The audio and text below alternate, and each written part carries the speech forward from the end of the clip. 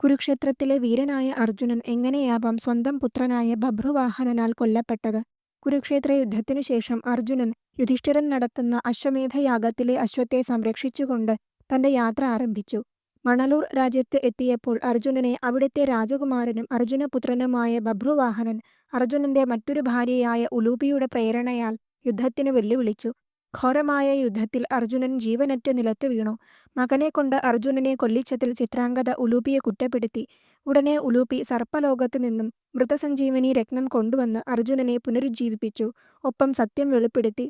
കുരുക്ഷേത്ര യുദ്ധത്തിൽ ശിഖണ്ഡിയെ മുന്നിൽ നിർത്തി ഭീഷ്മപിതാമഹനെ വധിച്ചതിൽ ദുഃഖിതരായ ഗംഗാദേവിയും മറ്റ് 7 വസുക്കളും അർജുനനെ നരകയാതന അനുഭവിക്കാൻ ശപിച്ചിരുന്നു. ഇതറിഞ്ഞ ഉടനെ തന്നെ ഉലൂപി പിതാവായ ക്രൗര്യവാന്റെ സഹായത്തോടെ ഗംഗാദേവിയോട് ശാപമോചനം യാചിച്ചു. സ്വന്തം മകനാൽ കൊല്ലപ്പെടുമ്പോൾ ശാപമോചനം ഉണ്ടാകുമെന്ന് ഗംഗാദേവി ശാപമോചനം നൽകി.